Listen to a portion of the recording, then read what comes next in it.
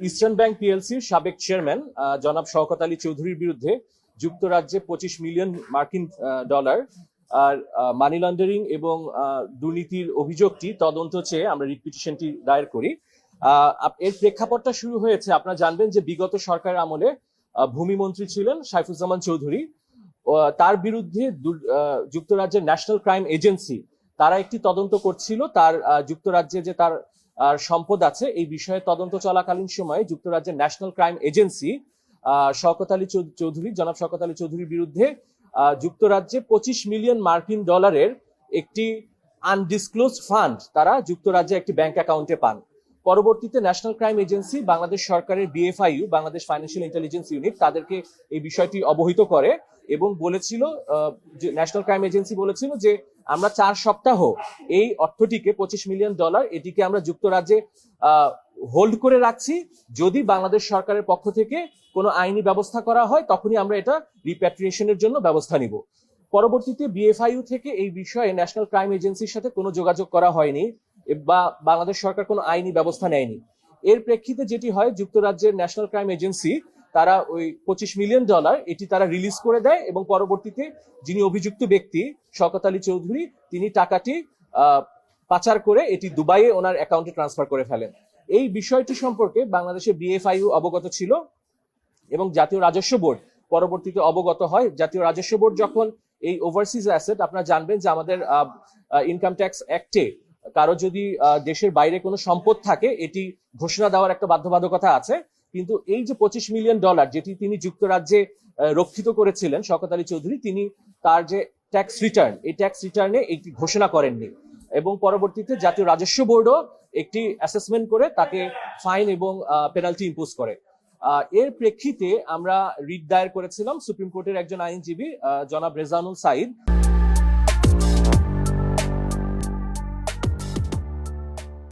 তিনি দুদক এবং বিএফআইইউতে দুটি দরখাস্ত করেছিলেন যে শওকত আলী চৌধুরীর বিরুদ্ধে এই যে 25 মিলিয়ন ডলার যেটি তিনি মানি লন্ডারিং করে এক দেশ থেকে আরেক দেশে স্থানান্তর করলেন, যুক্তরাজ্য থেকে দুবাইতে স্থানান্তর করলেন, এই বিষয়টি নিয়ে দ্রুত অনুসন্ধান করার জন্য। এবং আপনারা জানেন যে আজকে শুধু বিএফআইইউ তাদের নিষ্ক্রিয়তার কারণে এই 25 মিলিয়ন ডলার যেটি আমরা বাংলাদেশে উদ্ধার করে আনতে পারতাম, কারণ যে বিষয়টি হচ্ছে লন্ডার্ড মানি, একটি অর্থ যখন পাচার হয়ে যায় এটি কিন্তু দুই দেশের মধ্যে যদি ইন্টারনাল এগ্রিমেন্ট না থাকে তাকে অর্থ পাচার ফিরিয়ে আনা কিন্তু আসলে আইনগতভাবে খুবই কষ্টসাধ্য বিষয়। এই জন্য যেহেতু বাংলাদেশ সরকারকে সুযোগ দেওয়া হয়েছিল কিন্তু তারা এই সুযোগটি নিতে ব্যর্থ হওয়ায় বিএফআইইউর যারা কর্মকর্তা যারা এই অবহেলার সাথে জড়িত এবং যারা সঠিক সময়ে কোনো আইনগত ব্যবস্থা না নেওয়ার কারণে বাংলাদেশের এই অর্থটি বাইরের দেশে রয়ে গেল, তাদের বিরুদ্ধে আমরা একটা ডিপার্টমেন্টাল প্রসিডিং চেয়েছি। পরবর্তীতে হাইকোর্টে আজকে শুনানি হয়েছে। আমার সাথে ছিলেন আমাদের সুপ্রিম কোর্ট বারের সম্পাদক মোহাম্মদ আলী এবং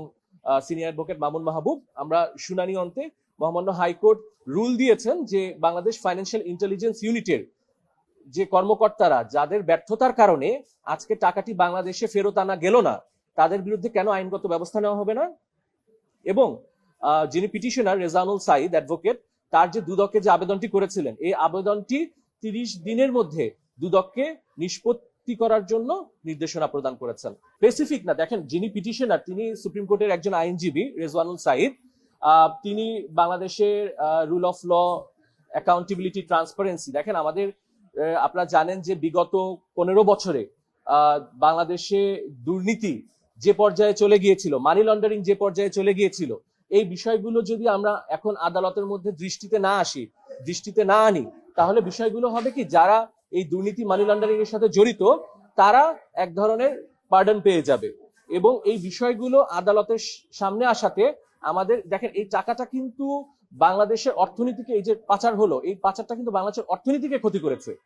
কাজে একজন সুপ্রিম কোর্টের আইনজীবী হিসেবে বাংলাদেশের অর্থনীতি রক্ষা, বাংলাদেশের আইনের শাসন প্রতিষ্ঠা, দুর্নীতিমুক্ত বাংলাদেশ প্রতিষ্ঠা করা কিন্তু দায়িত্ব রয়েছে, because lawyers are the officers of the court. সেই হিসেবে তিনি রিট পিটিশনটি দায়ের করেছেন এবং তিনি দীর্ঘদিন যাবৎ দুর্নীতি, জবাবদিহিতা, সুশাসন নিয়ে কাজ করছেন। পিটিশনার বেঞ্চ দিয়েছেন ম্যাডাম জাস্টিস ফাহমিদা কাদের, তার বেঞ্চ এবং তার নেতৃত্বাধীন বেঞ্চ আদেশ দিয়েছেন। এটি বিভিন্ন পত্রিকায় এসেছে, আমাদের যে সোর্স অফ ইনফরমেশন, এটি বিভিন্ন পত্রিকায়, দৈনিক পত্রিকায়, জাতীয় পত্রিকায় এসেছে যে ন্যাশনাল ক্রাইম এজেন্সি যুক্তরাজ্যের তারা বিএফআইইউ কে 4 সপ্তাহ সময় দিয়েছিল যে এই বিষয়ে তারা কোনো ফ্রিজিং আদেশ বা রেস্ট্রেইন্ট অর্ডার চায় কিনা। এইটা এটা এটা বিগত জুন জুলাইয়ের দিকে, এই বছরের জুন জুলাইয়ের দিকে, এই বছর জুন জুলাইয়ের দিকে 4 সপ্তাহের জন্য তারা টাকাটা হেল্ড আপ করে রেখেছিল, যে এর মধ্যে যদি বাংলাদেশ সরকার তাদেরকে কিছু না জানে তাহলে টাকাটা তারা আর এটা নিয়ে আগাবে না। এবং যিনি অভিযুক্ত ব্যক্তি তাকে জিজ্ঞেস করা হয়েছিল ন্যাশনাল ক্রাইম এজেন্সি থেকে যে আপনার এটা সোর্স কোথায়, তিনি সন্তোষমূলক জবাব দিতে পারেননি ন্যাশনাল ক্রাইম এজেন্সি। দুদকে আমরা চেয়েছি যে এই $25 মিলিয়ন যে এক দেশ থেকে আরেক দেশে স্থানান্তর হলো, এই বিষয়টি নিয়ে দুদক অনুসন্ধান করবে এবং এই যে বিএফআইউর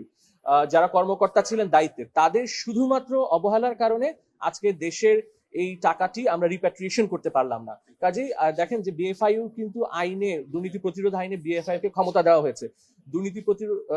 মানি লন্ডারিং প্রতিরোধ আইন 2012-তে বিএফআইউর গঠন, বিএফআইউর ক্ষমতা সবকিছু উল্লেখ করা আছে। এখন বিএফআইউ যদি যারা তাদেরকে রিপোর্ট করছে, ন্যাশনাল ক্রাইম এজেন্সি রিপোর্ট থাকা সত্ত্বেও বিএফআইউ যদি আইনগত ব্যবস্থা না গ্রহণ করে,